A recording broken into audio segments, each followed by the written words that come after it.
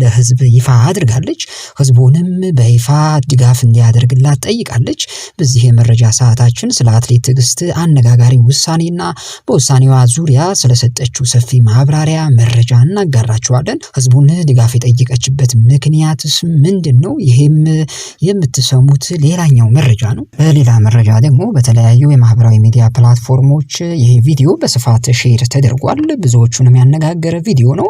ቪዲዮ ኢትዮጵያዊው ጀግና አትሌት በአንዲት አውሮፓዊት ሀገር ኢትዮጵያን ወክሎ በማራቶን ውድድር የመጨረሻ ደቂቃዎች ላይ ፍጥነቱን ጨምሮ እየሮጠ ያለ የሚያሳይ ቪዲዮ ነው።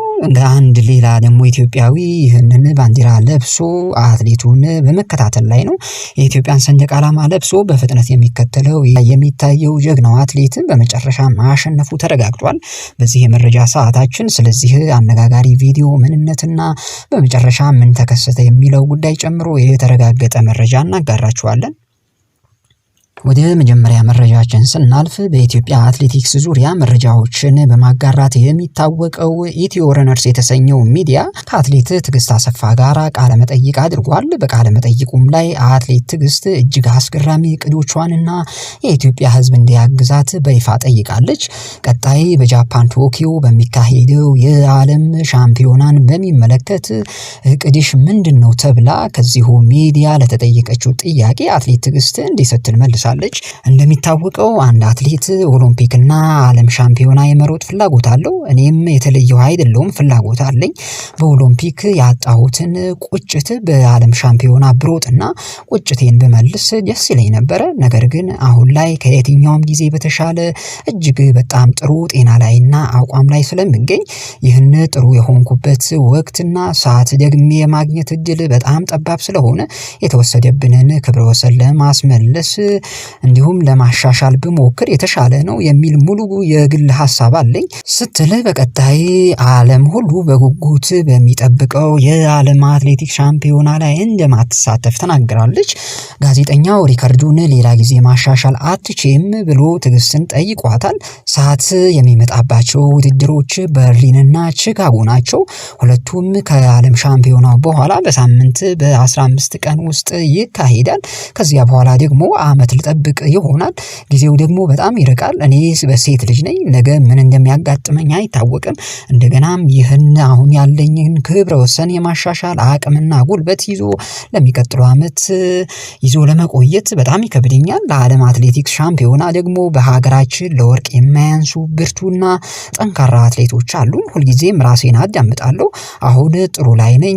በዚህ ጥሩ በሆንኩበትና እንዲሁም ደግሞ ጥሩ አቋም ላይ ባለሁበት ሰዓት ክብረ ወሰኑን ወደ ሀገሬ ኢትዮጵያ የመመለስ ዓላማ አለኝ። ጊዜና ሰዓቱም አሁን ስለሆነ ዓለም ዋንጫ ቢያልፈኝ እወዳለሁ ስትል በይፋ እቅዷን አሳውቃለች። ነገር ግን አለች አትሌት ትዕግስት ይህ በእኔ ውሳኔ ብቻ የሚሆን አይደለም። አንደኛ ፈጣሪ ሲፈቅድ ነውና እጸልያለሁ። ሁለተኛ የኢትዮጵያ ሕዝብ ከፈቀደልኝ ነው። መፍቀድ ብቻም ሳይሆን በጸሎት ካገዘኝ ነው። ጉዳዩ በቀጥታ የሚመለከተው የኢትዮጵያ አትሌቲክስ ፌዴሬሽን ስራ አስፈጻሚ በሙሉ ሲፈቅድልኝ ነው እቅዴን እውን የማደርገው። እንዲሁም ደግሞ ክለቤ የኦሮሚያ ፖሊስ ከፈቀደ ነው። እነዚህን አራት አካላት ከፈቀዱልኝ ሀገሬ የተቀማችውን ሪከርድ ዳግም ለማስመለስ ቆርጬ እየሰራው ነው ብላለች። አትሌት ትዕግስት አክላም በእርግጥ ክብረ ወሰን ለማሻሻል እኔ ስለወደድኩ ስለፈለኩና ስለተመኘሁ ብቻ የሚሳካ አይደለም። ከባድ ኃላፊነትና ቁርጠኝነት መውሰድ ይጠይቃል። ማራቶን ውድድር ሳይሆን ልምምዱ ነው በጣም የሚከብደው። ለክብረ ወሰን ሲሆን ደግሞ የልምምዱ ክብደቱን ለመገመት ማንም አይቸግረውም። ይህንን ነገር ስሞክር በራሴ ላይ ኃላፊነትና ቁርጠኝነት ወስጄ ነው። ኬንያዊቷ ሩት ክብረ ወሰን ስታሻሽል 3 ጊዜ ቺካጎ ላይ ሞክራ ነው የተሳካላት። እኔም ነገ ሊሳካ ይችላል፣ ላይሳካም ይችላል። ትልቁ ነገር ግን እችላለሁ ብሎ ፍላጎት ኖሮ የማይነካ የሚመስለው ለመሞከር በቁርጠኝነት መነሳቱ ነው። ፈጣሪ ጤና ይስጠኝ እንጂ የቻልኩትን ብቻም ሳይሆን የማልችለውም ሁሉ ሜዳው ላይ እሞክራለሁ። እስኪ ደግመኝ ሳይሆን እስክሞትም ሪከርዱን ወደ ሀገሬ ለመመለስ እጥራለሁ። ከሞትኩም ከእንግዲህ እዚያው በርሊን ላይ ትቀብሩኛላችሁ።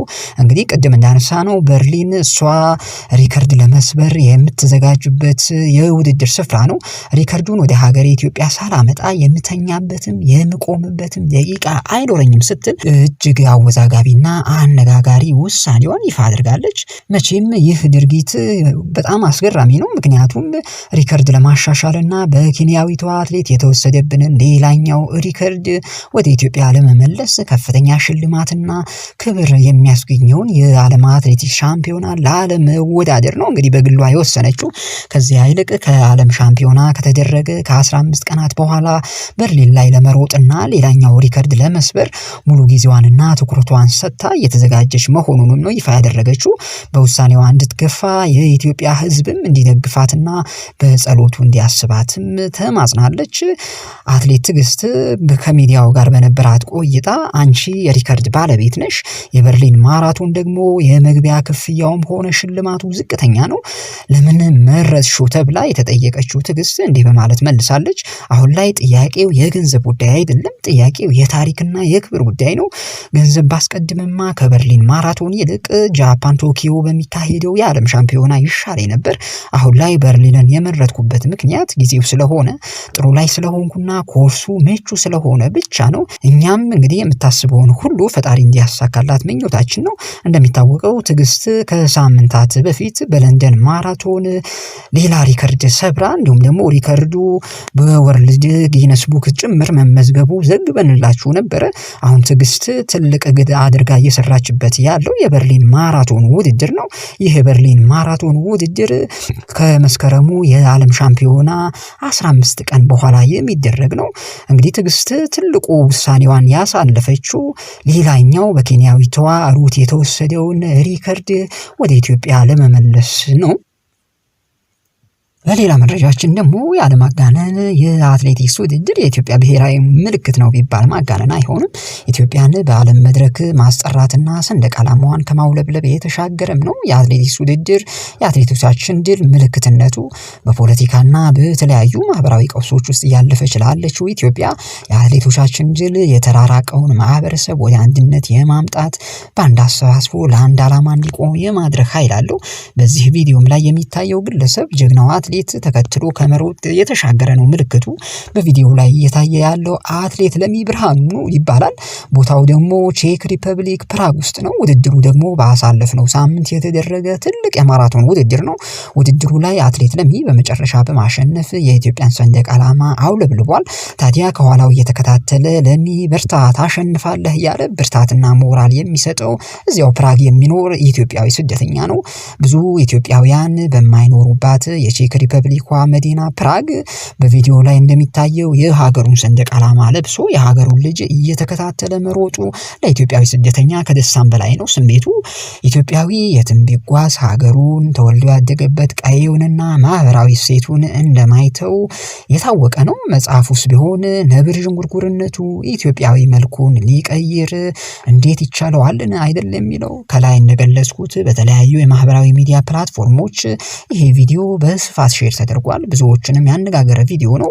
ቪዲዮ ምንጩ የት ነው የሚለው ግን ብዙዎችን ሲጠይቁ ነበረ። አትሌት ለሚ ብርሃኑ ቪዲዮ የተቀረጸው ደግሞ ቼክ ሪፐብሊክ ፕራግ ነው። ውድድሩ የተካሄደው ደግሞ ባለፈው እሁድ ሲሆን በዚህ የማራቶን ውድድር በመጨረሻም አትሌት ለሚ ብርሃኑ 2 ሰዓት ከ5 ደቂቃ ከ14 ሴኮንድ በመግባት ውድድሩን በአንደኝነት ማጠናቀቅ ችሏል። በነገራችን ላይ በዚህ የፕራግ የሴቶች ማራቶን ውድድርም ላይ አትሌት ብርቱካን ወልዴ 2 ሰዓት ከ20 ደቂቃ ከ55 ሴኮንድ በሆነ ሰዓት በመግባት ውድድሩን በበላይነት ማጠናቀቋ የሚታወቅ ነው። እኛም ብሔራዊ ስሜታችንን ወደ ከፍታ ለሚመልሱ ጀግኖች አትሌቶቻችን አክብሮታዊ ምስጋናችን ላቅ ያለ ነው። የእናንተም ድል ከድልም በላይ ነው። ሁሌም አሸንፉ፣ እኛም ሁሌ እንደሰት ለማለት እንወዳለን። ውድ የዛሬ ሚዲያ ቤተሰቦች ለአሁኑ የያዝናቸው መረጃዎች እነዚህን ይመስሉ ነበረ። መልካም ጊዜ ይሁንላችሁ። ቻው ቻው።